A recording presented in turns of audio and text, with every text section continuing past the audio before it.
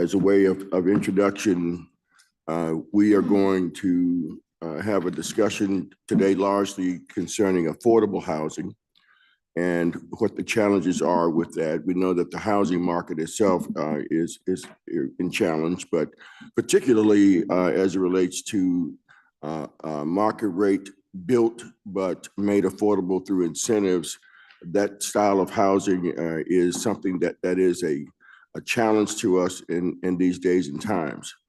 Mississippi has a lot of housing that has been developed. Stan, if you'll just take a seat inside, inside here. Mississippi has a lot of challenges as it relates to the tax credit market and of housing that is derived using those kinds of incentives. We've been able to build about 3,000 of those types of facilities in the state. There's a need out there, we're told, of about 50,000 houses in the state of Mississippi that are made affordable. And so to get things started, we're going to first hear from Commissioner of Insurance, Mr. Mike Chaney, who will talk about some of the challenges as it relates to the insurance market and the housing industry. And Commissioner Chaney will recognize you at this time. Commissioner Chaney is joined by his Deputy Commissioner, Mr. David Browning.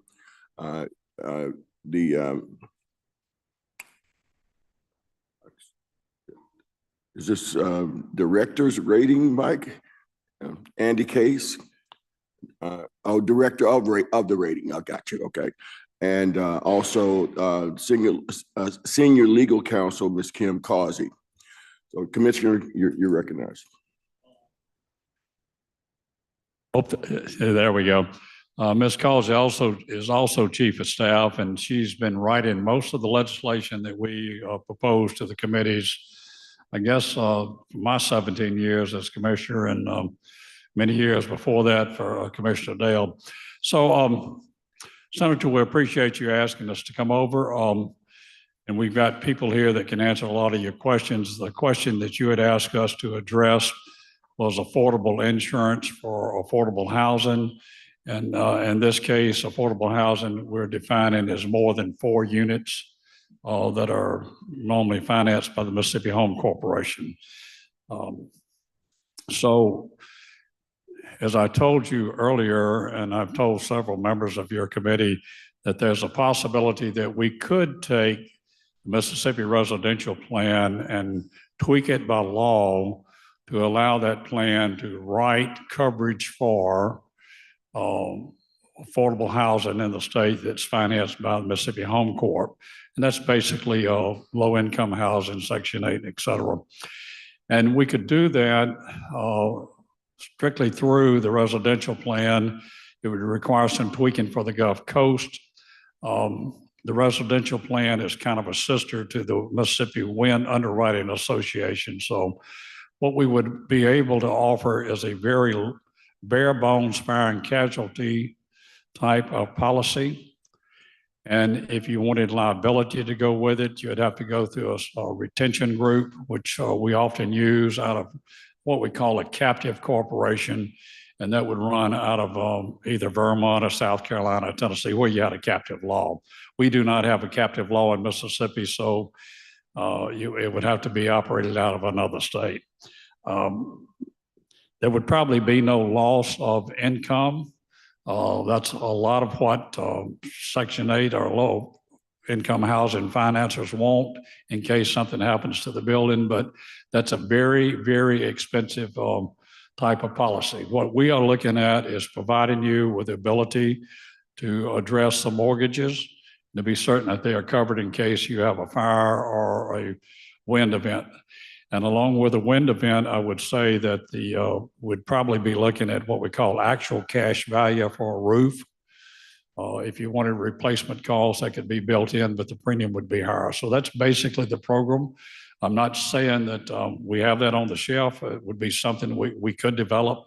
It's feasible to develop it. And you would have to buy through a licensed agent. It's not something that would be sold direct by the residential plan.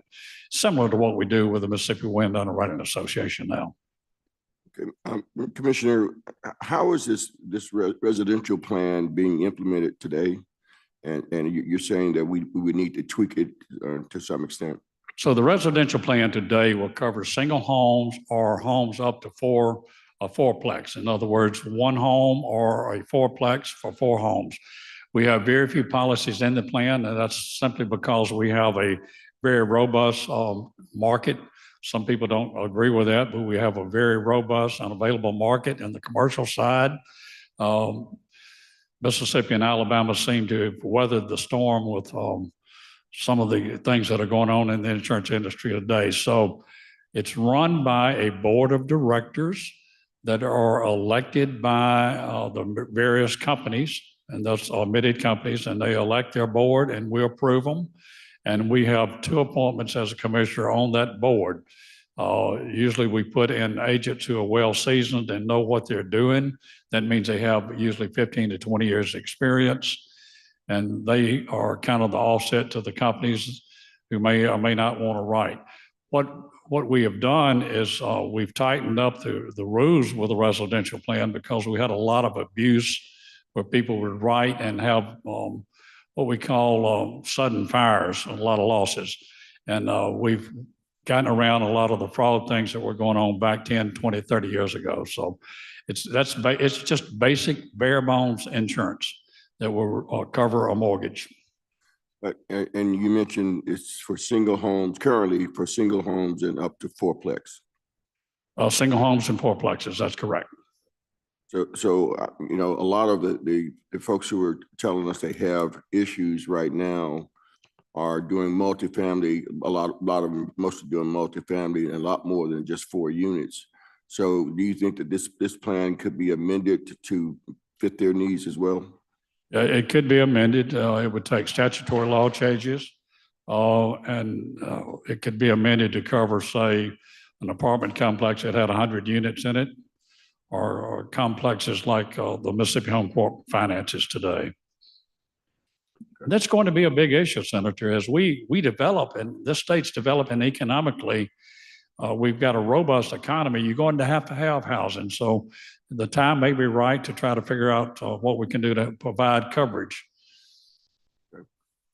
Mr. Chairman, do you have any questions of the commissioner? All right.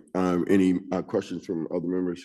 Commissioner, we know that you have another engagement out of town, and so we wanted to. We do. We've got Commissioner Browning and I have a presentation to a group of federal agents, FBI, Homeland Security, FEMA, et cetera, over cybersecurity at noon today and at the Engineering Research Center in Vicksburg.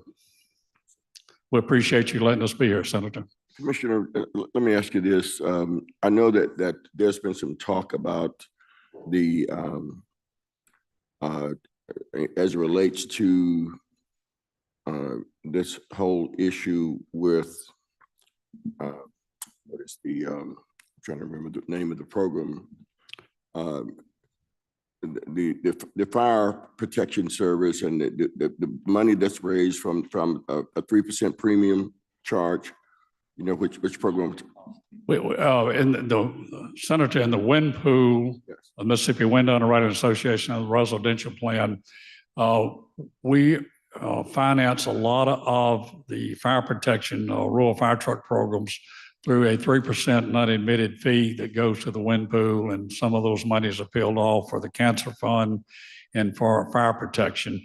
I will tell you, there's going to be some proposed legislation by a committee that's been out studying through the House and the Senate Joint Committee on Fire Trucks. We may end up, it depends on what the legislature decides to do, to give that responsibility back to the counties to make those decisions, to try to take some of the politics out of it, and to take some of that funding and give it to the counties. It's just another way to have another check and balance. But with that being said, the residential plan operates very closely through the rating bureau, which is privately run by the companies, not by the state, to set fire ratings. And this, the residential plan, if we amended it, would probably go a long way towards protecting the apartments on fire and fire premiums. Do you see any possibilities that we might be able to address this insurance issue through, I understand that there's probably about $300 million, 380 million, if I remember correctly, that's generated from that fund, but most of it goes back to the general fund. Well, we've got several streams of income. The Department of Insurance through premium tax is the fourth largest, or fifth, depending on what time of the year it is, generator of income to the general fund for the state of Mississippi. Very little known fact. We're larger than the gaming commissions. In addition, we have a stream of income of about $40 million in round numbers. It comes through, used to go to the Department of Special Funds. We're a general fund agency now, and that all goes to the general fund. The only stream of money that we have that doesn't go to the general fund are the non-admitted fees that go straight to the wind pool and to the cancer fund and to the fire rebate programs. We do have a rebate program today where we get a percentage of the collections over and above a certain amount that goes back to the cities and counties. That's about 20 million. It can vary up to 21, $22 million. And we split those dollars and we give each beat in each county $5,000. And we split the remainder based upon population in the counties and population in the cities. It's real simple math. But we keep a tight grip on it to be certain that those dollars are spent for fire protection, which they're intended for, and that they don't go to buy pickup trucks for supervisors. I don't mean that they do that, but we've run into that. We don't want them to build buildings for uses other than fire protection. In other words, it's designed for fire trucks, fire stations, and fire apparatus to help suppress fires and save lives. Any further questions from the committee? Thank you, Commissioner. We appreciate you. Hope y'all have a safe trip and a good presentation over there. Thank you. Thank you so very much. All right, we're going to next hear from Mr. John Sullivan, and Mr. Sullivan is the Director of State and Local Policy for the Gulf Coast for Enterprise Community Partners based in New Orleans. And Mr. Sullivan, good to have you here. If you can kind of, we wanted to hear from the commission and give him a chance to get out of town. But frame for us what the issues are as it relates to developing housing for the affordable market right now. Yeah. Well, good morning, everyone, and Chairman Horn and Chairman Mickens and members of the committee. Thank you for the opportunity to talk to you today on the current state of housing in Mississippi. As Senator Horn said, my name is John Sullivan. I'm the Director of State and Local Policy at Enterprise Community Partners Gulf Coast, where I work with policymakers in Mississippi and Louisiana to support affordable housing development and preservation in concert with our nonprofit and for-profit partners doing this work on the ground. Enterprise, we're a national nonprofit on a mission to make home and community places of pride, power, and belonging for all. To make that possible, we listen to what our communities need and bring everything under one roof to deliver it to them. That means we advocate on a nonpartisan basis for sound public policy at every level of government. We develop and deploy programs and support community organizations on the ground nationwide. We invest capital to build and preserve affordable rental homes. And we actually own and operate 13,000 apartments and provide resident services to 23,000 people. I started my career actually just right across the street here at Woolfolk, and then at Sillars, working for Governor Haley Barbour. I was part of his Katrina recovery team. Now I'm in New Orleans, living and working out in New Orleans and Enterprise's Gulf Coast office, which was founded in 2006 after Hurricane Katrina devastated the region. Since then, we have helped create and preserve more than 7,000 homes in Mississippi by leveraging nearly $400 million in capital. In my role with Enterprise, I've heard from local leaders the importance of decent, affordable homes in their towns and cities. They've seen what the lack of housing options, declining housing stock, and lack of investment into homes is doing to their communities. They've seen their towns lose population because people can't find a place to live. While it's often thought that jobs and industry are what drive population growth and decline, we've seen that lack of housing options can be a major driver causing people to leave their communities.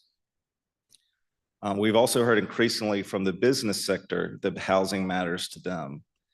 I know the Mississippi Development Authority brings Mississippi Home Corporation to the table during their business recruitment sessions because they know these businesses that are looking to start new locations are concerned about whether their workers are going to have affordable housing options.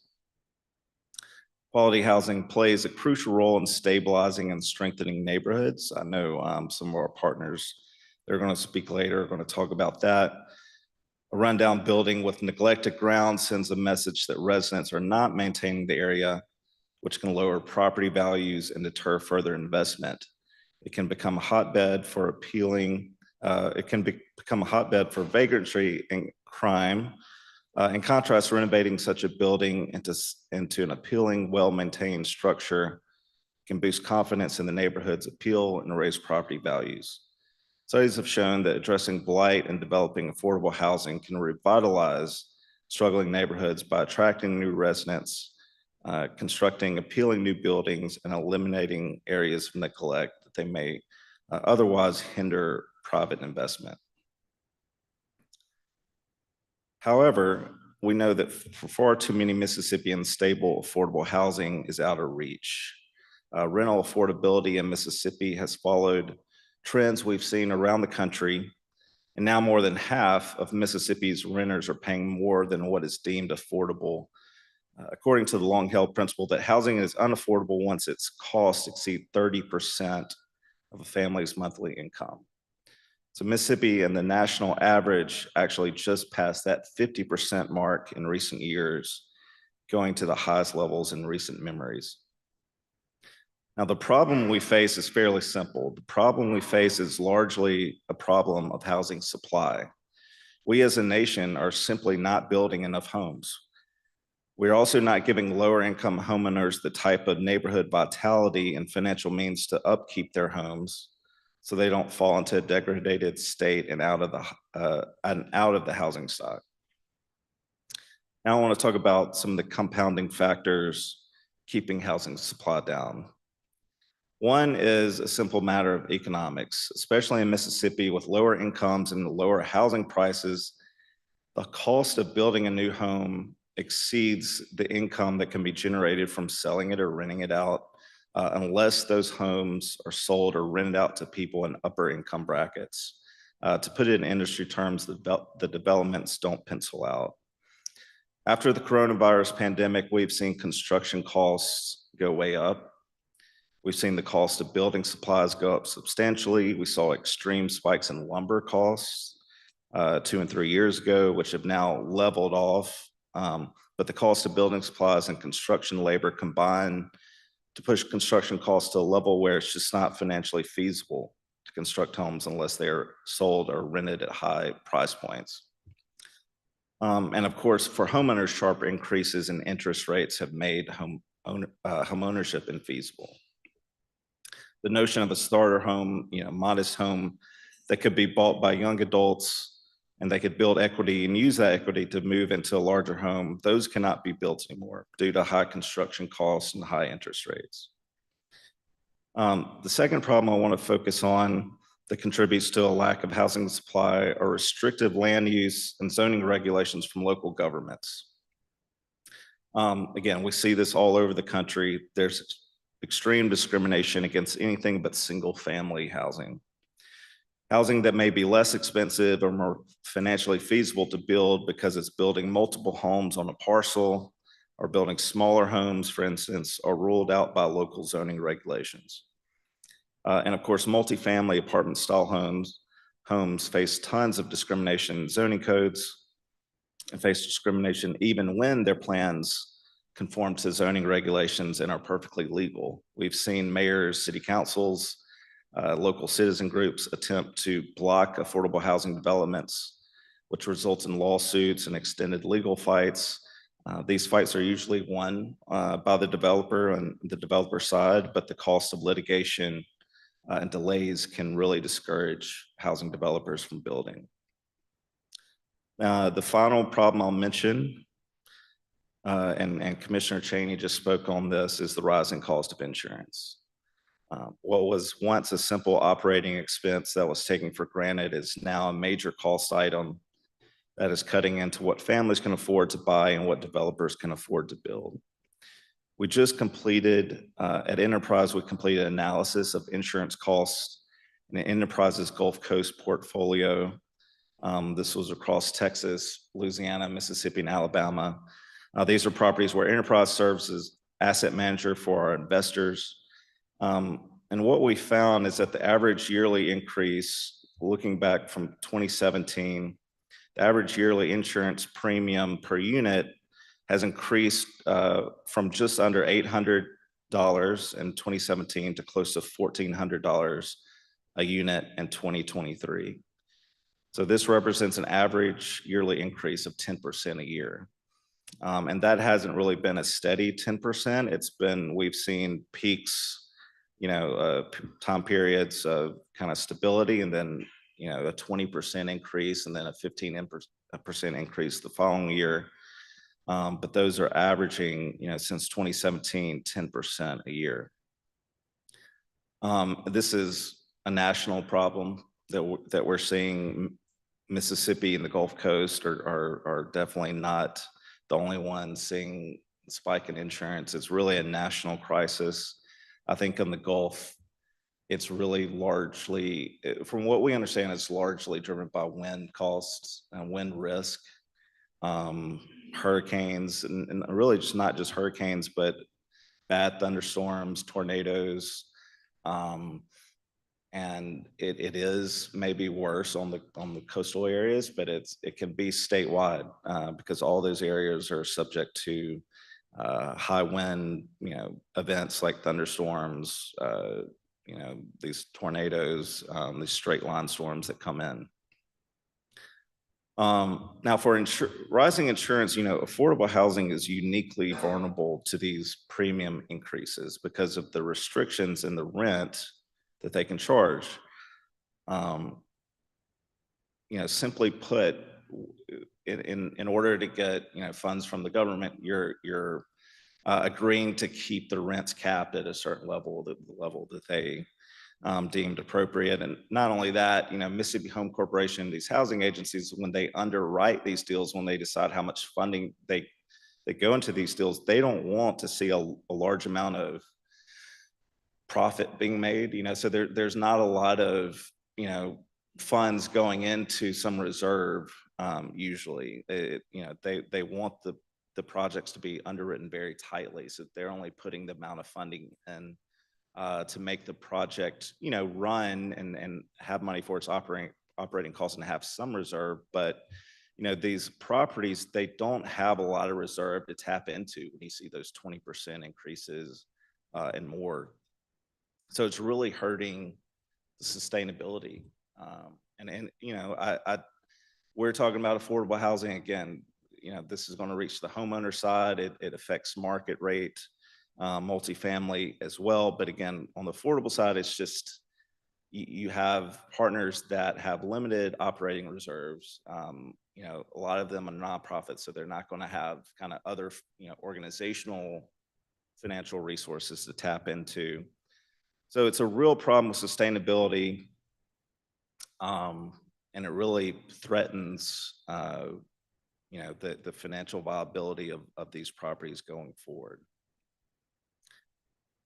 So those are the problems I wanted to focus on. We're fortunate to have folks in Mississippi who are dedicating their careers to solve the housing supply problems. We have a full industry of developers, nonprofits, and business professionals working to build and preserve affordable homes. I serve on the board of directors of MAP, which is the Mississippi Association of Affordable Housing Providers. MAP is made up of the developers and housing professionals building and preserving affordable housing with the low-income housing tax credit program. The low-income housing tax credit is the most successful rental production program in the country.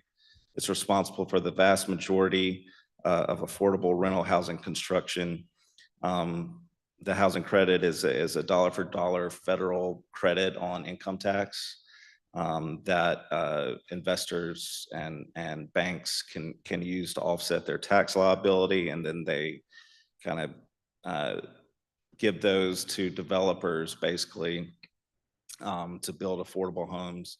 And then developers are able to use that funding to offset the cost of construction and keep rents lower, and then the investors get that tax credit. It's been a very successful program, as I mentioned, since this program started in 1986 with actually the Reagan administration tax reform efforts in 1986. The credit has been responsible for 57,000 homes developed and preserved in Mississippi, 133,000 households served, 80,000 jobs supported for 1 year, more than $3 billion in tax revenue generated, and nearly $9 billion in wages and business income generated. I also serve on the board of directors of HAM, which is the Housing Association of Mississippi. HAM is the rural housing developers and operators who have built properties in rural parts of the state funded by USDA Rural Development Department. So there are hundreds of these, what's called USDA RD 515 properties that were built in the 80s and 90s, and maybe even some in the 70s that are really scattered all over the state. And by the technical definition of RD, rural really encompasses most, parts of the state other than, say, some of our bigger cities. So there's 60,000 units that have been built through that program in Mississippi. And those often get kind of rehabbed with the housing credit because that program really doesn't have funding for rehab anymore. It just goes, so those kind of property owners are looking for different resources to keep those properties upkeep and renovated. Also want to mention there are lots of good nonprofit organizations around the state serving local geographies, whether they be a neighborhood, town, county, or region. Enterprise, we provide capacity building and technical assistance to these nonprofits in the form of grants and loans and technical expertise. You have public housing authorities. I know Stan's going to talk later about his work in Canton. These public housing authorities operating, limited public housing stock and housing choice vouchers. They help low-income tenants pay for market rate housing. And then we have homeless providers in the form of continuums of care, and they're using federal resources to get the homeless off the streets. There are a number of housing providers, developers, and nonprofit organizations working to build housing supply and meet housing needs at different levels. At Enterprise, we are working to bring even more developers and housing organizations into the affordable housing community. Development as an industry is not particularly an easy one to enter, and the affordable housing industry is particularly niche and has high barriers of entry. So we're currently working with the Mississippi Home Corporation on increasing the capacity of emerging developers, those developers and nonprofit community developer organizations that are starting out and trying to expand their expertise and experience building homes. MHC, has identified the need to grow more development capacity in state and chart out pathways that enterprising individuals and companies can follow to increase their experience with affordable housing funding and capacity to deliver more and more housing. So what we need is really a whole government approach. To solve these problems, we need a pro-housing agenda at the federal, state, and local levels. At the federal level, we need more investments in housing, including more funding for the low-income housing tax credit program. Again, this proven program is run statewide by the Mississippi Home Corporation through state developers and according to the state's priorities. We need to pass the Neighborhood Homes Investment Act, The Neighborhood Homes Investment Act would provide a federal tax credit to bridge the funding gap I described above for more middle income housing and to eliminate blight in our neighborhoods. And I would ask the House and Senate Housing Committees to press upon our federal delegation the critical need for more housing resources, and the need to expand the low-income housing tax credit and pass the Neighborhood Homes Investment Act. At the state level, we need to increase access to capital necessary for constructing new affordable housing, both rental and ownership options, and for preserving existing affordable properties at risk of deterioration or market forces. Financial and technical support should also be provided to affordable housing providers facing high costs, including higher insurance costs, so that these properties remain financially solvent. We need to enhance access to innovative financing tools, including capital for emerging developers focused on small and medium-sized multifamily housing and single-family home projects designed to create homeownership opportunities for low and middle income families. And we need a housing trust fund that's funded with steady, dedicated funding. At the local level, we need a new pro-housing attitude to take shape and address supply problems.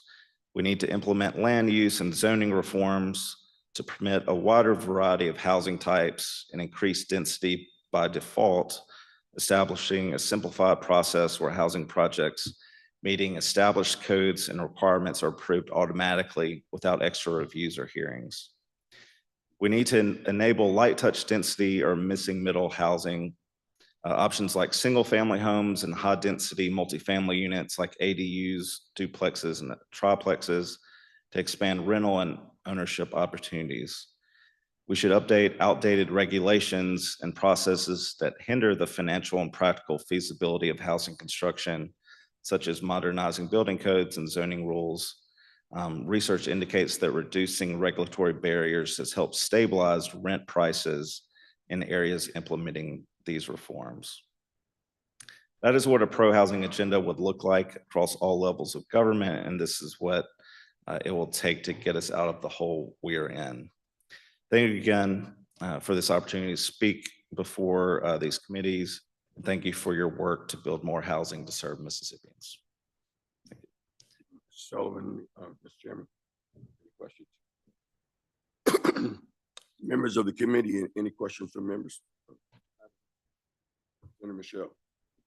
Thank you, Mr. Chairman, Mayor. Thank you for the wonderful information, specifically about the insurance costs that you mentioned rising about approximately 10% a year since 2017.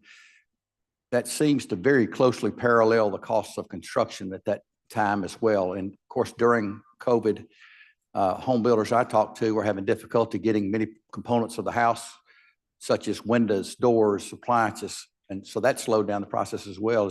Is that what your research shows, that the insurance is climbing about at the same rate as the cost of construction? You know, we haven't really looked at it completely at that angle, but I would agree that's certainly part of it. You know, the replacement cost value is surely going up. We have, and I should say, especially in front of the insurance folks here, I'm not an insurance expert, and I never wanted to really even learn anything about insurance, but the problem's gotten so bad, I have had to learn a little bit. But it's just so many angles. I think it is a lot of the rising construction, which means rising replacement costs. That's affecting premiums. Even things like the builder's risk is really hard to get and expensive once you get it. I mean, it's a problem of the cost and just the availability as well. You know, it's hard to find insurance for a lot of these folks. So I think I would agree with you, but I wouldn't say that's, accounts for all of the increases. I think that's part of it, because I don't know that you've seen a 10% average increase in those material costs. And you know, what's happened in the Gulf Coast, I think, has been a reaction from the insurance companies and the, you know, the reinsurance market to hurricanes.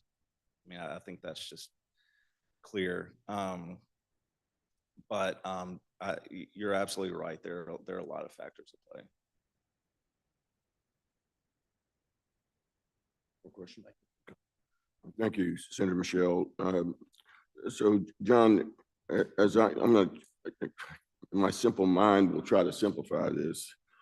So, today, this is not, affordable housing is not your father's affordable housing anymore. Right. It is required that projects be built to market rate standards, but are kept affordable through the subsidies and incentives that are provided to the project. Is that right? That's right. So to look at the average facility, if you didn't know it was affordable, you wouldn't know it's affordable because it's built to market rate standards, just like anything else. That's right. But because of the pressures of rising costs of labor and building materials, and here lately, especially insurance, it's made it difficult to get these projects to the finish line. That's right. I mean, to your first point, you know, public housing and kind of what they used to call Section 8 housing, that's really going away. I mean, that's not the model anymore. That's not been the model since the 70s or 80s. You know, at some point the government said, well, let me just back up from there. You know, in the 30s and 40s, they started building public housing. And then at some point in the 70s, 80s, they said, they didn't like how that was really going. And I think we're familiar with that. And they said, let's get people into market rate housing. So then the program kind of shifted to voucher, let's just give them, people the amount to help them afford a market rate unit. It's just like a regular rental unit. Then in the 80s came, the housing tax credit program, and that was okay. Well, we can get back in the construction business, but we're not going to do public housing. We're going to, incentivize private developers, private investors to build housing, and it is basically market rate housing, but it's subsidized so that the rents can be lower. But you have very sophisticated investors, banks, financial institutions, maybe wealthy individuals putting money into this program. Enterprise, we work with those folks, and then kind of middleman with the developer. And they have risk. I mean, they have risk with, financial risk with the properties. And if the properties don't follow through with all of the things they're supposed to do, that money can be taken back. So obviously, if you have, sophisticated investors, they're going to make sure things get done the right way. And then of course you have the private development community and nonprofits that are able to kind of work with those investors to build the housing. But yeah, I mean, if you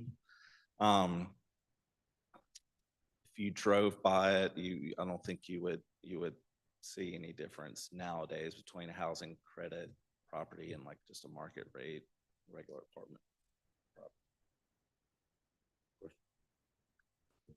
Mr. Chairman. Good morning. As you being in this line of work for a while, I think, what roadblocks have you ran into in dealing with us as lawmakers? How have we stagnated the ability to build affordable housing? Have we stagnated the ability to get funding? And I guess my main question is, what is your suggestion that we as legislators should do or need to do to help with this process? Because we know all over the state of Mississippi, there's a need for affordable housing for low-income people, and there's a need, for getting funding, because people call me for about Section 8, and they said there's a waiting list several years before they can even be considered. So what are your suggestions to us? Because that's why I think we are here to give us what we need to do as lawmakers, Sure. in your opinion, as a professional. Well, I appreciate the question, Chairman Mickens. This may not be a surprise, but we would ask for, funding. I know you hear that probably in every meeting you have at the legislature. But, the state currently, there's a small amount of funding that goes towards kind of construction loans, but really is not putting much funding into housing needs. Like I said, the funding is really coming from the federal government that's being, administered at the state level. And then funding goes from federal government to local governments that are using it as well. But there's really no state or local funding sources right now for affordable housing development. So we worked with you and Senator Horn a little bit last year about talking through a couple different things. One would be a housing trust fund, which would be funding that goes into a fund that MHC could use to, help subsidize affordable housing, whether that's kind of putting in extra funding into a housing credit project to get it over the line, or helping with the operating side of things, or create new programs to do kind of middle, say middle income housing, or kind of just more, I guess, smaller, like 2 or 4 unit type housing. So, there's funding. I mean, we talked a little bit about state housing credit. Several states around the country, I would say, and I should have this number off the top of my head, but at least half the states in the country have a state housing credit that mirrors the federal credit. So basically, you're putting in funding in the form of a tax credit into those housing tax credit deals, and so you're multiplying the funding that's available through that. Georgia has a big program. I think Texas just started a program. I think Alabama actually passed a program last year.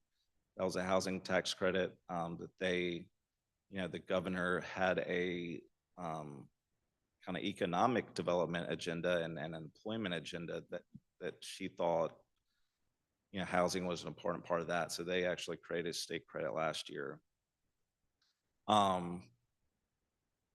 So, those are a couple different ways. We also talked about kind of a capital budget fund, just kind of another version that would, go towards construction as well. But, I think it always comes back to funding. I look forward to working with the insurance department. It's a hard issue, as I mentioned before. I don't have any recommendations on insurance. It's just a hard issue, but I think we do need to have more talks with the insurance commissioner, because I know, we invite the insurance commissioner to our conference every year at MAP. And he's spoken several times because insurance has gotten to be this crisis level issue for the past 4 or 5 years. So he knows where we stand on that. But it's just hard to get to what to do about it. Good, thank you. And also, will you or someone affiliated with you be on board to help us draft the proper legislation to try to put something in law? Because I think we need to really try to get something done to that effect. Absolutely, yeah. To upgrade, our laws that's on the book. Okay, thank you. Absolutely, thank you. Thank you, Mr. Chairman. John, speaking of last year, we did have a couple of efforts out there that didn't get as far as we would have liked. What we were told was that there were a number of of tax credit deals that had run out of money, essentially. They could not get to the finish line given the increase in costs from labor and supplies and the big surprise insurance and the interest rates, were a big problem. So we had an effort to create a state version of the low-income housing tax credit that it could not get traction. And then we tried to siphon off, I think, about $5 million in ARPA funds that had been recaptured, but most of that money wound up going into transportation at the State Department of Transportation. So from your vantage point, which is the better way to go? Do we need a state tax credit program? Do we need, as you called it, a capital budget fund that would be a financial injection on an annual or semi-annual basis or whatever? Which do you lean towards? I feel like the state credit would probably be the best way, because then you're talking about a steady funding source and it's going into a proven program. And it could the infrastructure for that program is already set up, is well settled. I would structure that legislation to just for it to absolutely just mirror the federal program, and for MHC to follow the same procedures it does in allocating the federal tax credit. So I think the tax credit would be beneficial if you're looking at kind of that, just putting rental units on the ground. If you had kind of other more nuanced needs, you have housing trust fund, and that would just be flexible dollars going to the Mississippi Home Corporation that they could put into a wide range of projects. They could put it into those housing credit projects, but they could also do things like home ownership, construction, and smaller rental construction. The idea of the housing trust fund would be just a very flexible funding source that a Mississippi Housing Corporation could use to respond to a variety of needs. Mm-hmm. And the state currently has a housing trust fund, does it not? That's I think about a $3 million fund that we get from the federal government, either HUD or Treasury. That's right. Yeah, the federal program. It is a $3 million program that goes towards kind of the lower income bracket. I think for this, it would be just kind of a different set of funding. Usually with those trust funds, there's either a cash investment that's committed, or there is a source of funding that's identified. Maybe it's an additional allocation that comes from loan closings or something. Have you all given any thought to some sort of sources that could be looked at as it relates to putting a trust fund together? Yeah, there are, just like the state housing credit, there are many states that have adopted a state housing trust fund that's dedicated with local funding. A lot of the times it's funding that's related to real estate transactions. So it's a lot of times it's kind of the document recording fees. The fees that you pay, somebody would pay when they file a mortgage or file whatever, a deed or whatever real estate documents, that they would pay an extra fee of a couple dollars, and then that couple dollars would go into the housing trust fund.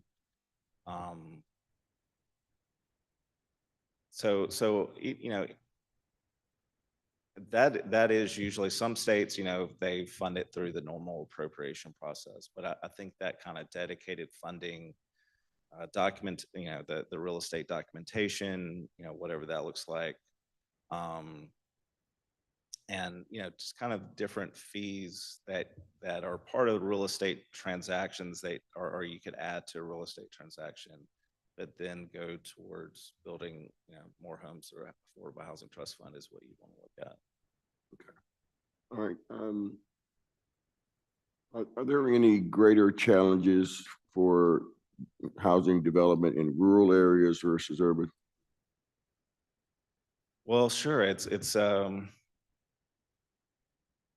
think it's in a lot of ways harder for the rural side because just the market component makes it harder. The supply, the demand side is going to be weaker in a lot of ways. But then again, you have cheaper land and more land, and so I talked about a lot of the zoning challenges. Sometimes those really don't apply in rural areas because you don't have, the neighborhoods that are going to push back against that sort of thing, and city councils and mayors. But it's a challenge wherever you are. And we have rural developers all over the state that are doing this work. We have nonprofits working rural parts of the state, just like we have in cities.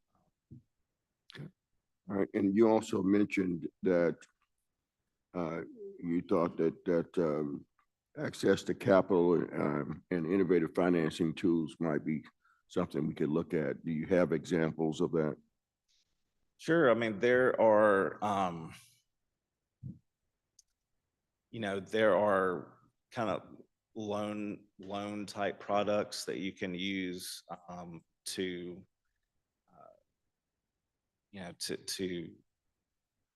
invest in affordable housing developers and kind of fill a need that's not normally met through the market. So for instance, like, you can always provide, have loans that provide lower rates and kind of lower standards, lending standards. So more people are eligible, but then there's funding for like pre-development, which is a hard funding source to get to pay the architects and attorneys and all the things you have to do to get a project going before you get funding. And there's a lot of risk involved in that too. So, I would say like innovative would be like filling that need. So a fund that would help developers and these nonprofits get projects started with the notion that they could get funding for those projects that would pay back that loan, but they don't, they kind of need the money up front to get going. And if they don't have that money, just to get going, they can't then apply for the program. That we've seen, I talked about just kind of barriers of entry. There's developers that want to get going that they don't have the experience yet. If you don't have the experience, you can't get a loan. It's harder to get a loan. So just kind of giving a leg up to those folks would help through kind of innovative, like a loan product, the state. So the state would just be more willing to take on more risk. And are you aware of any states that are doing things like that, helping with pre-development or lower interest rates on doing housing deals? Yeah, I do. I'd have to look that up, but I know we've seen states, I want to say like Michigan or maybe Pennsylvania, that have created funds that could, that would go into like a loan fund that would be targeted towards maybe those smaller developers, or what they often call emerging developers who are trying to get off the ground. But I'd be happy to kind of look that up. Yeah, if you could follow up with us and help us try to do some discovery on that, I'd appreciate it. You mentioned the Neighborhood Home Investment Act. Tell the committee about that, if you would. Yeah, so it would it'd be a similar, let's say, how to describe it? It would take It would be a federal tax credit, but it's more designed for single-family homes and maybe like two-family homes within infill, what they call infill development, or just within a neighborhood, within an empty block in a neighborhood, or maybe it could be rehabbing a home in the fabric of a neighborhood.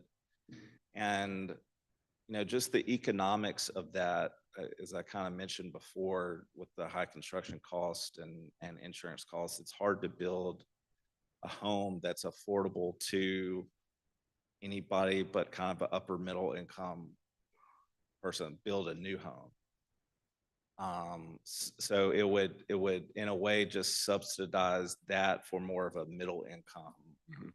And this would, it's not just affordable or not just for the lowest income bracket in society, but folks needing to do a starter home. They're just starting their career, just starting a family. Right. And it's difficult to afford the house now. Or if folks are spending, I think I heard, I think you mentioned that in Mississippi, folks who are not at the poverty level per se, but still they may be spending up to 50% of their monthly income on housing. That's correct. This would, yeah, I mean, this would help. That's right. This would help somebody making, a household making 75,000 or 80,000 a year afford, a home. I mean, it'll also help those neighborhoods by building homes in empty lots. And, a lot of the times, there are market forces that say you can't build a $500,000 home, or you can't build a home to want to sell it for $500,000 in a neighborhood where the average price is $200,000, for instance. But you also can't, in that neighborhood, you can't build a home to sell it for $200,000. You have to build a home to sell it for $300,000, but just because that's how much it costs to build. So this work for a neighborhood homes project, neighborhood homes credit is for those types of projects to build home ownership in a way that can't be built right now. But if you just had a little bit of credit, a little bit of subsidy to that, you could build those homes. And it's not just about helping those people, it's about helping those neighborhoods, because those lots can't really be built right now because, what I just. And I understand that legislation is before Congress now. Yeah, and thank you for, I should mention that legislation is, there's a bill in front of Congress. And not sure about the likelihood of that being taken up. There's going to be a big tax reform effort next year, maybe not reform, but tax, a lot of tax, the Trump tax cuts expiring. So there's going to be a lot of tax legislation next year. Mm-hmm. So when we think about the housing credit, we want that to be part of it. We want the neighborhood homes to be a part of that as well. And the neighborhood homes, I mean, to be clear, would be a new tax credit. I mean, that'd be a new program that would. And did I read somewhere where Senators Wicker and Hyde-Smith are co-sponsors of that bill? They are, yes. So they're co-sponsors for the Housing Credit Improvement Act, which would expand the low-income housing tax credit and provide some regulatory fixes for that program. Okay. Any further comments, questions from the committee? Senator Simmons, good to have you here. All right, Mr. Sullivan, we appreciate the information you provided. We'd like to follow up with you on as we look at legislation, getting some assistance from your office and helping us to craft whatever we wind up introducing next year. Absolutely. Thanks so much. All right, we're going to move along, and Voice of Calvary Ministries is an organization that is based here in the Jackson area. They do some development, but are also involved on the human capital development side of things. And we have here the president and CEO, Ms. Margaret Johnson, who is joining us, and Ms. Sandra Thompson, who is the housing development coordinator, and they will come in their own way.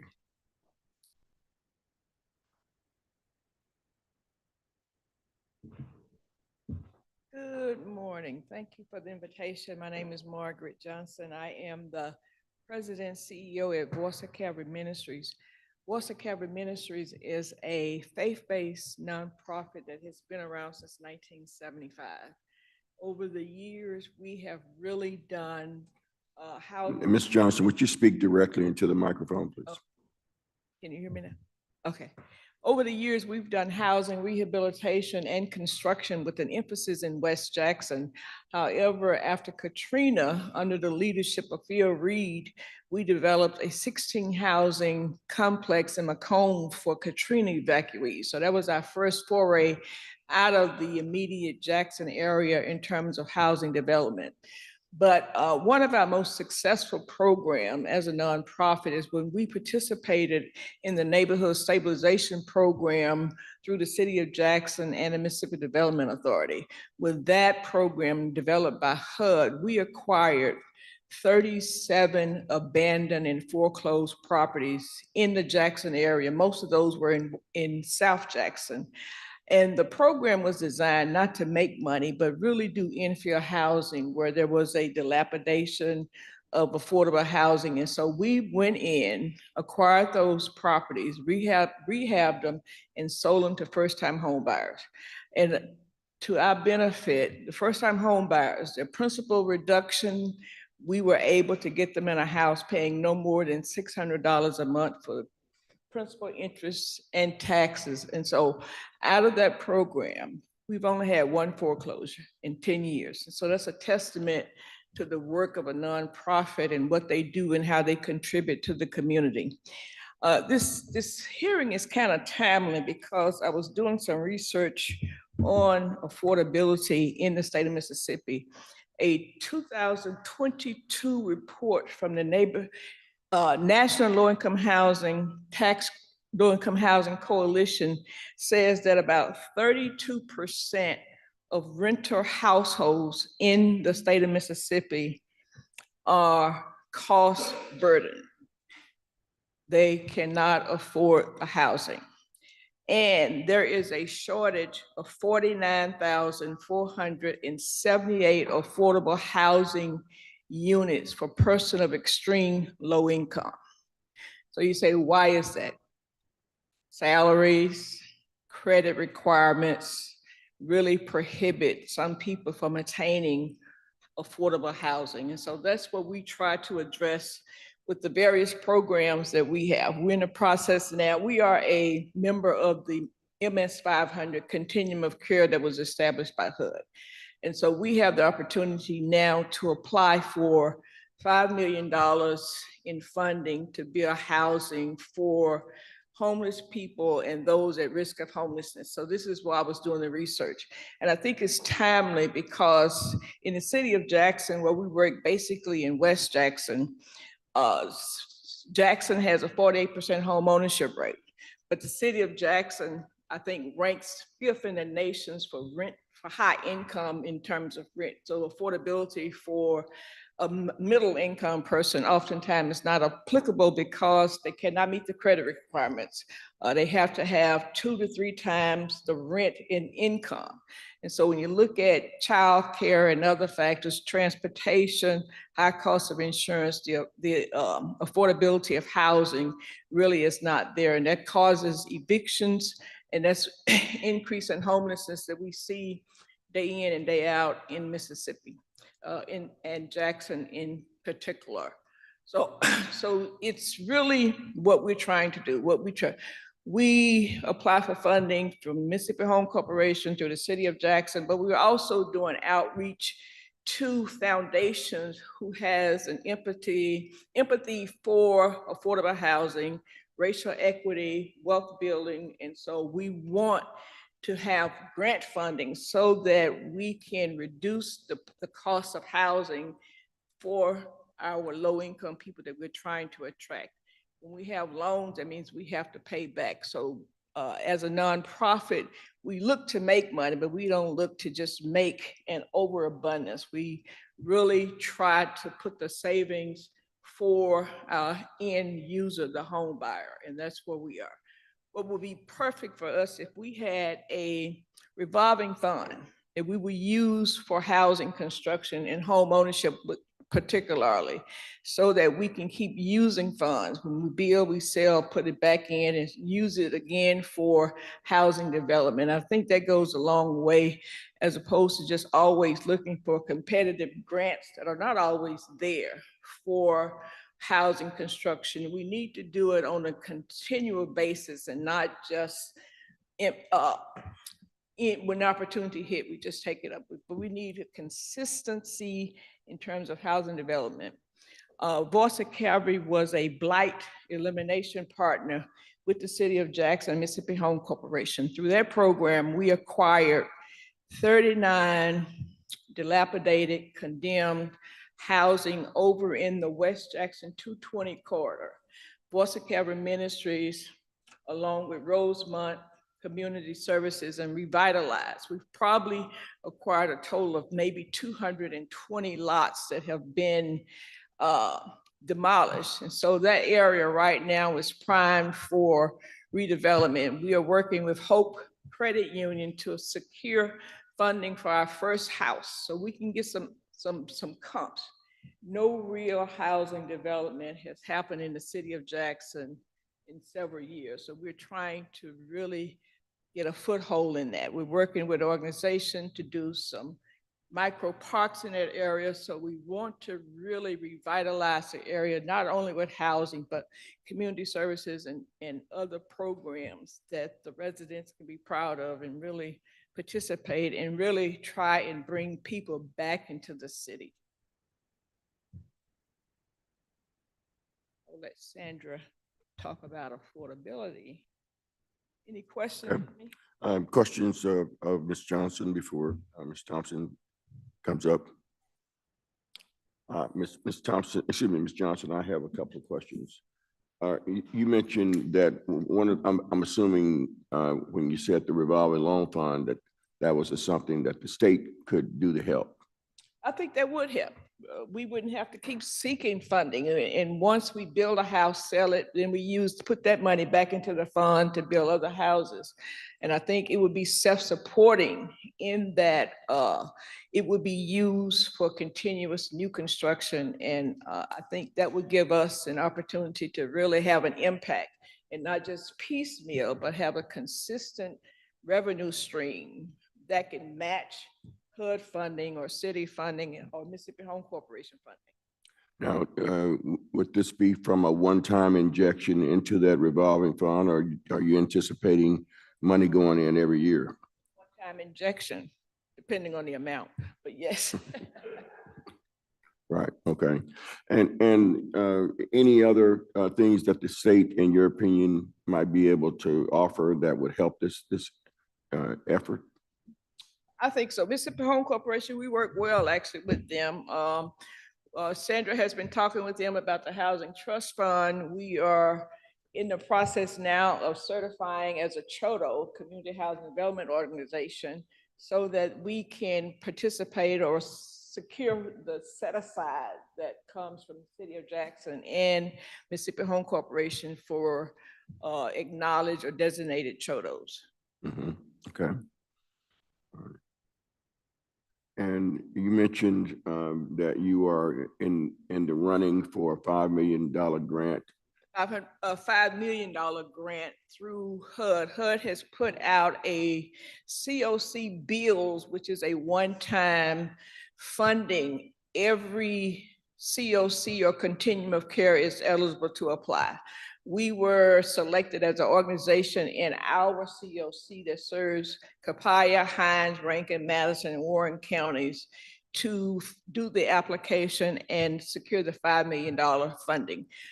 Based on our initial projection, we probably we were looking at doing what, 30 houses. So the actual total construction may be around 7 million. So we will be trying to secure other funding to coalesce and really work with that to make that project a reality.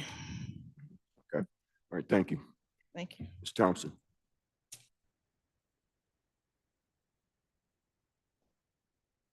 Good morning. Thank you for having us here. And I'm going to talk a little bit more about being in the trenches with the people who are actually looking for housing. Being a voice of Calvary has given me great insight on those individuals. As Margaret said, we did a lot of counseling with people who are trying to become homeowners. Our largest problem is the increase, of course, in the construction prices and being able to work with the individuals that we see every day and making it affordable. Most of them can't even afford what it costs us to build. So in order for us to make affordable housing work, we have to be able to decrease the amount that we're using through grants that it would cost us to build.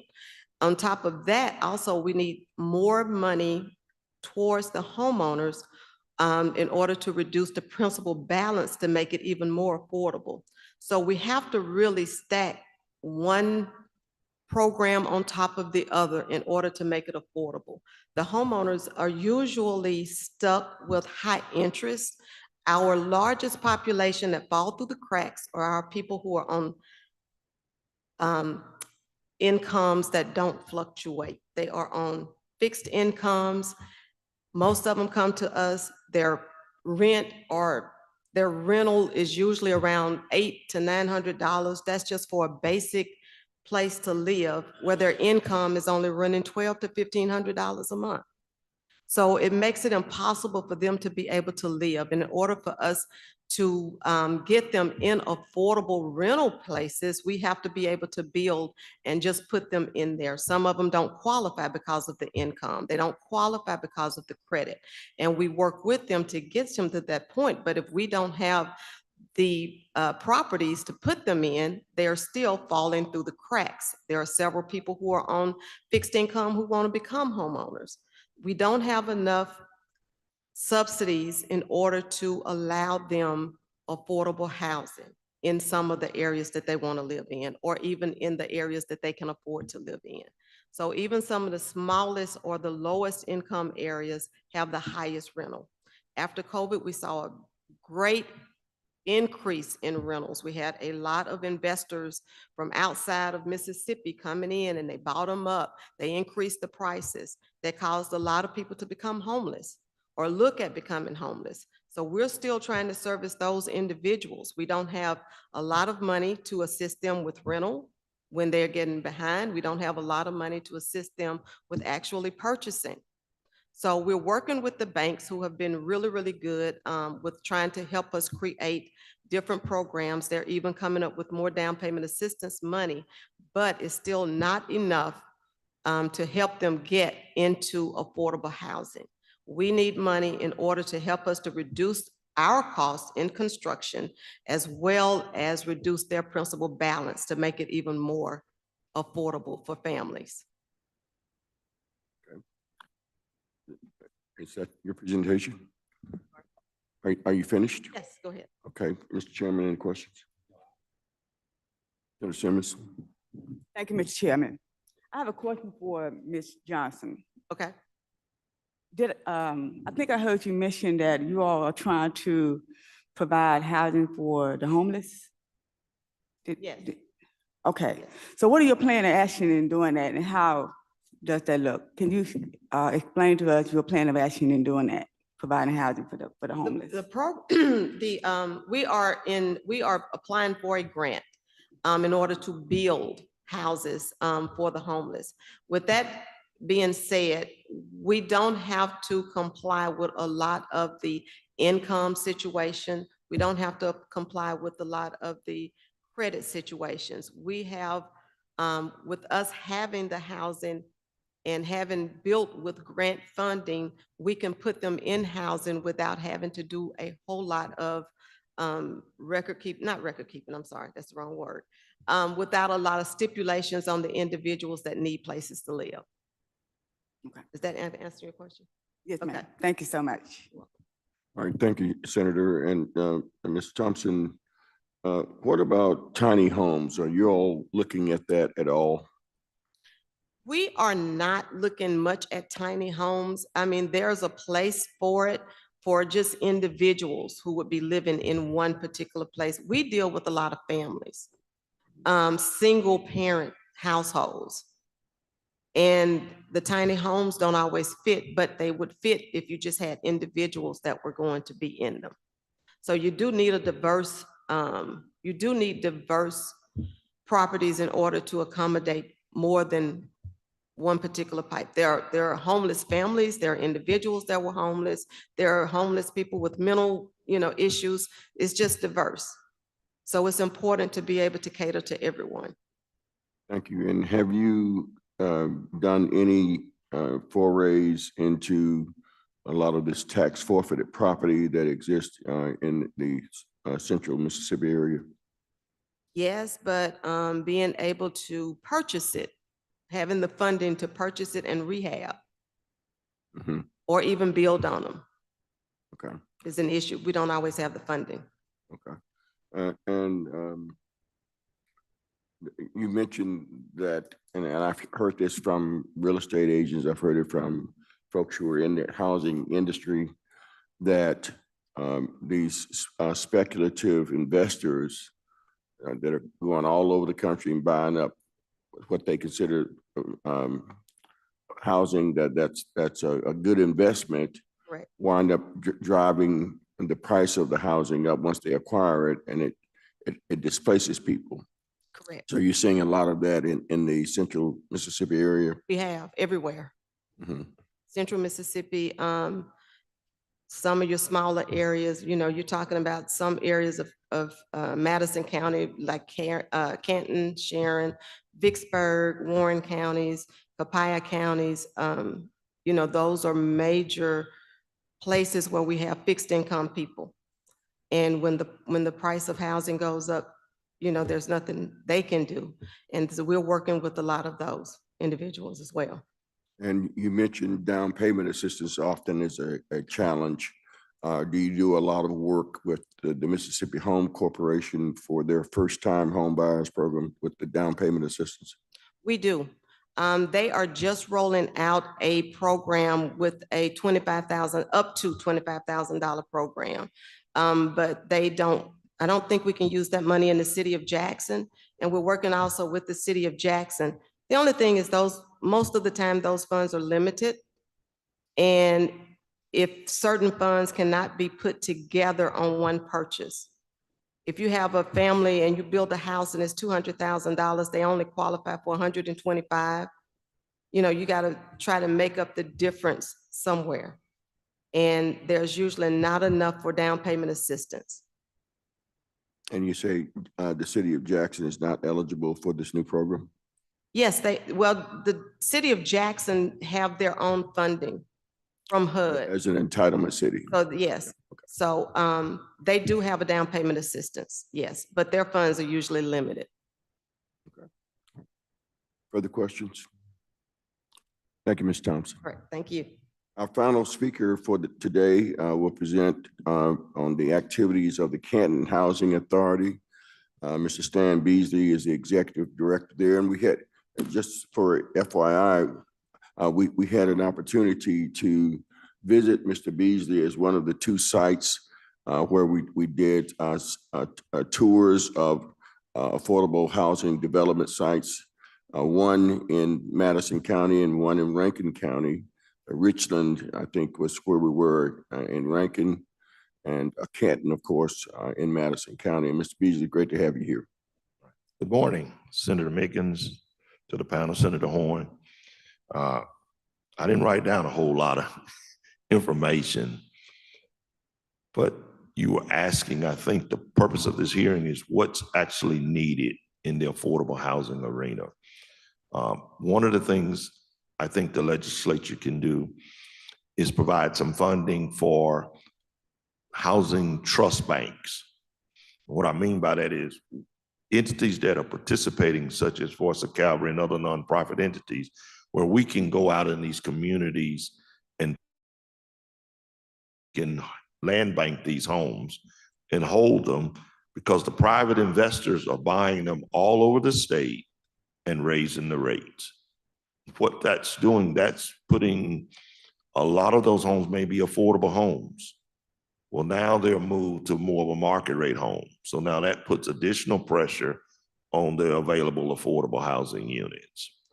I'm also speaking on behalf of my housing authority on some of the things we've done. We were one of the first participants in the Opportunity Zone that has really worked under the Trump first administration. He issued that legislation. We participated in it, and it's done well. We bought 144 rural development units. We kept 64 of those. We received Opportunity Zone funds from the Hope Opportunity Zone Fund, along with some permanent debt, and we rehabbed 64 units for affordable housing. So that program has really worked.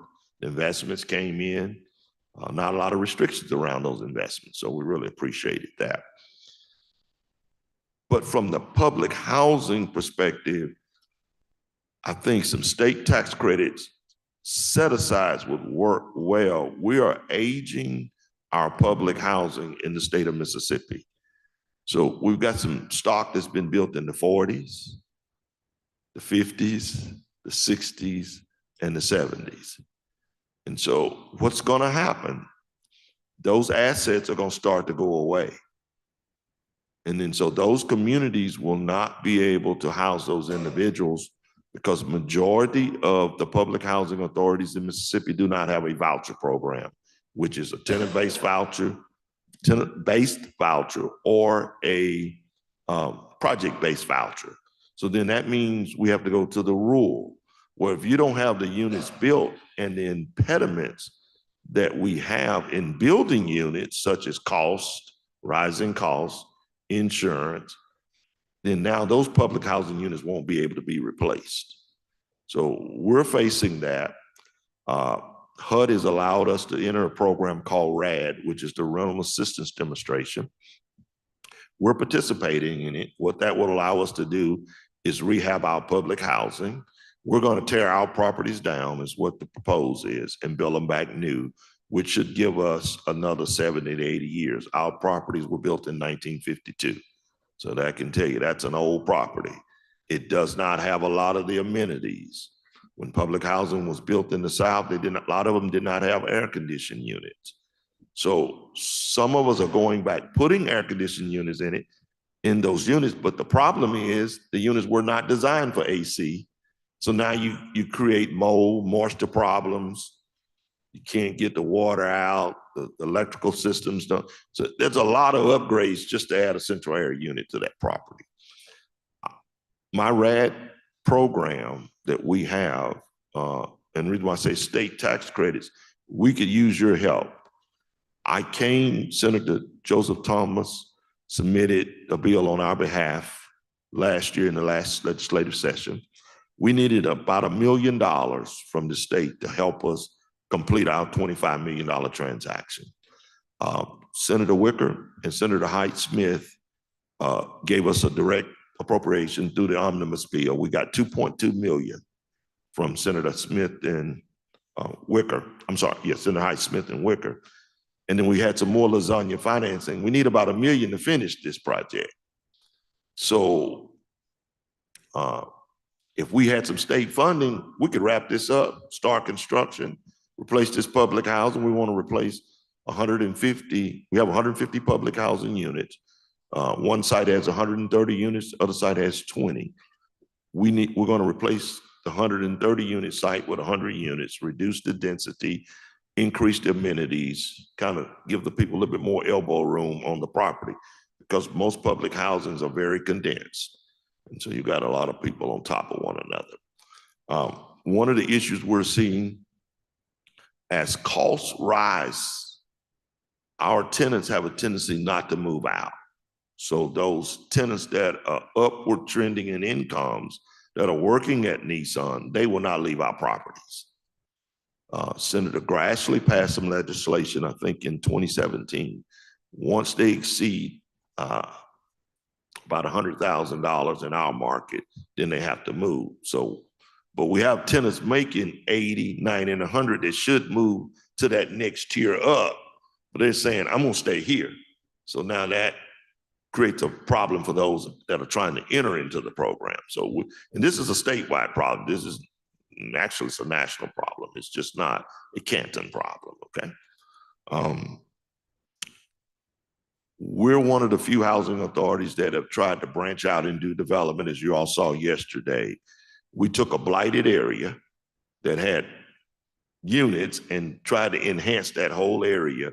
So we created some opportunity zone funding that the housing authority was instrumental in the whole process, a tax credit development, which is a low income, and a market rate, all mixed in together so that it all blends and you can't tell the difference from one unit to the other unit, but we're able to help that community in that particular area of town revitalize. Home prices have gone up, to our understanding, since we have revitalized those units. Crime has gone down since we revitalized those units in those particular areas. So, and all those units are pretty much full right now. And they have waiting lists for people waiting to get in. Also think if we can do a set aside for those housing authorities that have participated in the RAD program. And there are about 4 housing authorities to my knowledge. So you won't have a whole lot of housing authorities, but if we did have some state tax credits, we can at least get those developments moving because we have to compete with Mississippi Home Corps for the tax credits with the private developers. We're nonprofits. I mean, we're governmental entities. So when we're trying to compete with private developers, 1, we don't have the resources. 2, it takes our management team and our staff away from our properties because usually we partner with those entities and then they bring in a whole new management team. So sometimes in the smaller communities, the housing authority may be a major employer in that community for those individuals that are working there. So as a result, a lot of housing authorities are not participating in this particular RAD program because they're going to give up a lot if they do. And I'm going to yield to you all for any questions. Thank you, Stan. Questions, Mr. Chairman? Okay. You mentioned a set-aside program would be useful for the 4 housing authorities that are participating in the RAD program. So what would that set-aside provide to them? Provide layer funding for them. Because what's happening as we try to rebuild these units, we're having most of us are using the 4% credits, but with restricted rents, we've got to have some subsidies because we only can take on so much debt. And so when we use a 4% bond deal, then that means there's some debt, there's some permanent financing, there's some bond debt that has to be paid back. But your rents are restricted, so you can't raise the rent based on the income. So we end up trying to fit a square peg into a round hole. Okay. And what would you suggest as a source for that set aside? I would say either some credits or you can use some budget funding. It may be some type of revolving system where you may not take on all of them. It could be some set asides, even with the LIHTC program as it sits today with Mississippi Home Corp is a very small pool. It may mean some legislative action, say if you awarded a CHAP or RAD, then we may try to do some type of set aside with the current program under 9%. If we can get a 9% allocation, then that would really make a difference. But we're having to use the 4% allocation. Does not Home Corp already have set asides for We've got a low income, I'm sorry, a small market set aside and a nonprofit set aside. Right. Mm-hmm. So you're speaking of maybe a third category. Mm-hmm. For housing authorities, that would help us. And then you would basically only have those 4 entities competing against one another for those particular set asides. Now, you described how the developments that you all have done, the market rate development, I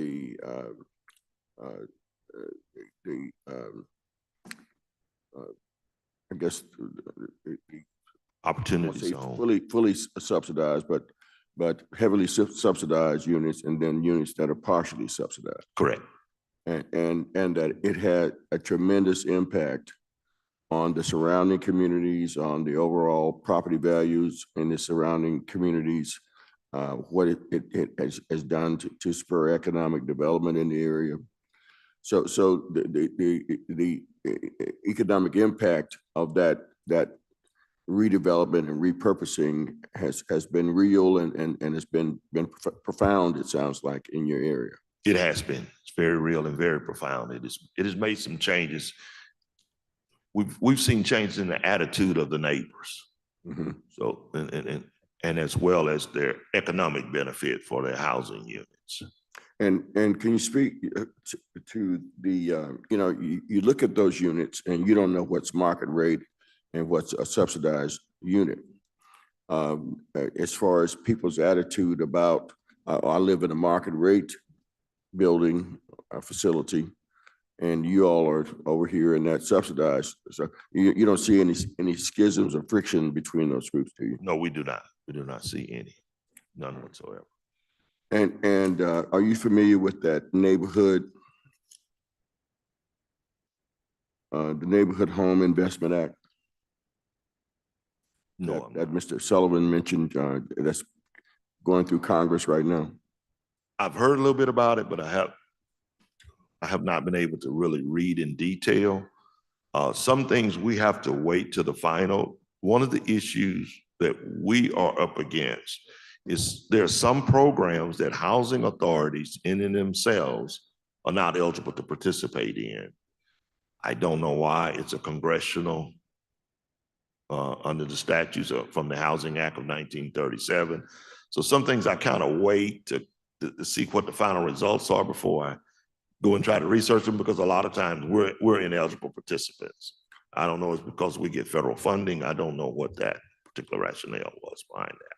Now, Ms. Thompson and Ms. Thomas mentioned that investor speculation in communities is driving up the price of housing and making it unaffordable for folks who live in these communities. Are you experiencing that in Canton? Yes, they're buying up a lot of the properties. Mm.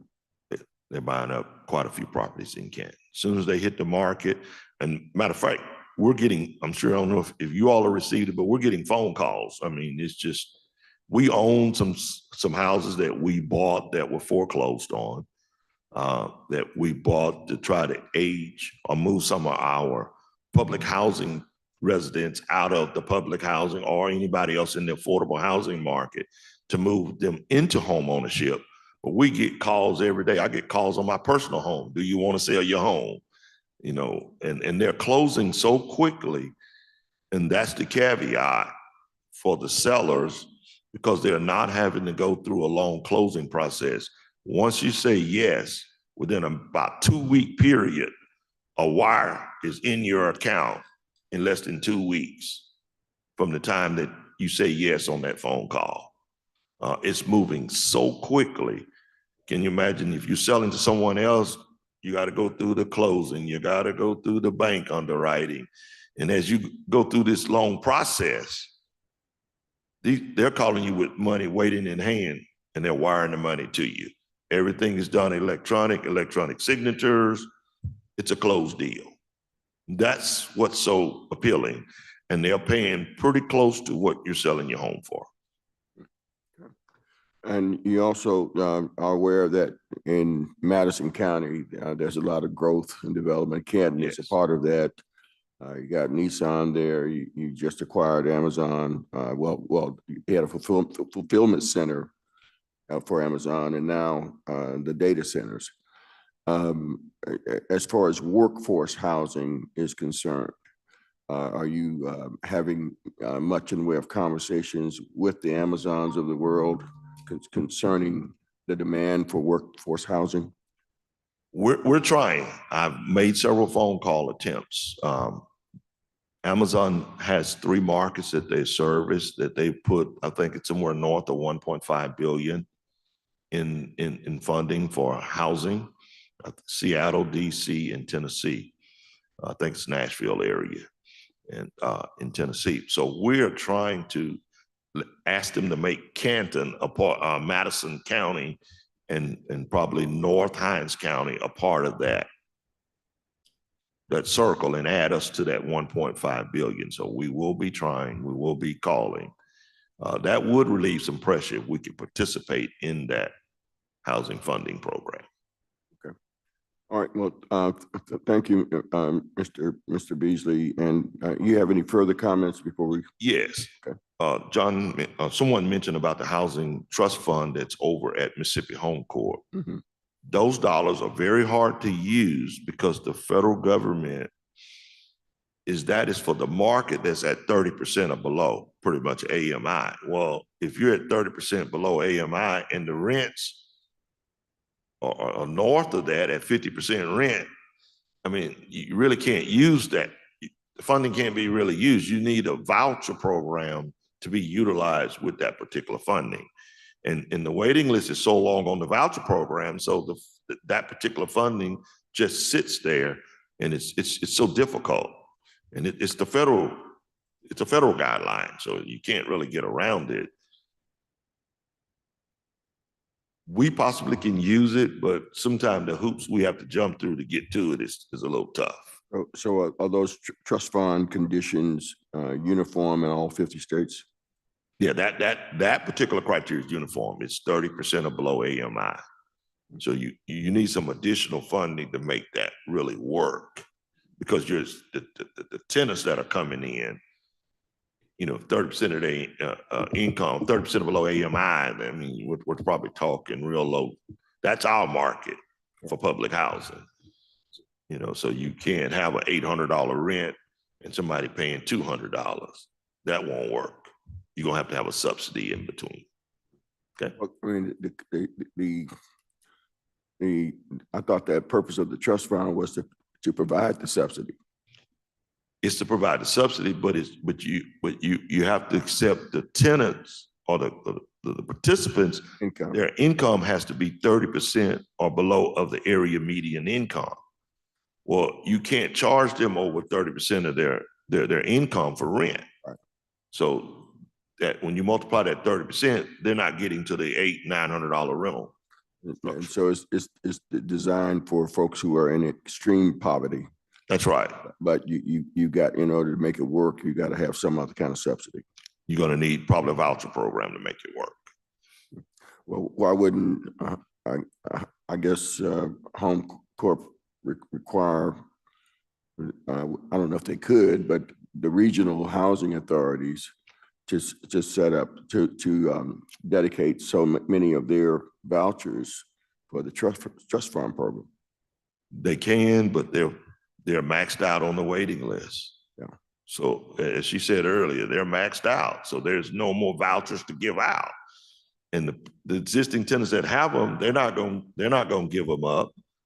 And so you've got tenant-based vouchers and you've got project-based vouchers. So if you you'd have to look for a tenant-based voucher client to probably make that work. Okay. Any further comments? No other comments.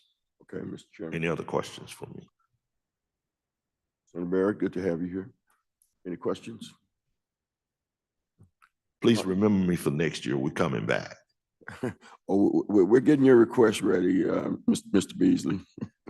Joe Thomas is gonna author it again, I imagine. Yes.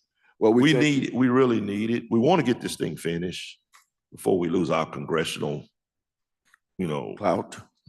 Yeah, we've got, I think, 3 years, may get a few extensions.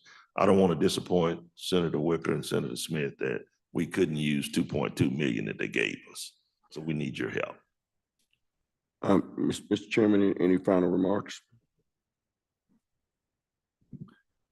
I'd just like to thank all of you for coming out and sharing with us and enhancing our knowledge of what's going on out there for as housing shortage is concerned and for as funding and what we need to do as a state legislature to help and assist in making things happen in the realm that it should be happening in our state, because we know that the state of Mississippi is suffering for low-income housing and affordable housing, and we have a massive problem, and we need to get a grip on this. So we look forward to working with all of you going forward in our upcoming legislative session. So we thank you again for being here. And I will say also that as Mississippi grows and prospers and brings additional economic development, workforce housing has got to become a part of the fabric of what we're doing in terms of economic development in our state. We've got to have starter homes, we've got to have homes for workers, we've got to have housing that is affordable. So I agree with the earlier comments that it needs to be wrapped into the whole picture of what we're doing regarding economic development in Mississippi.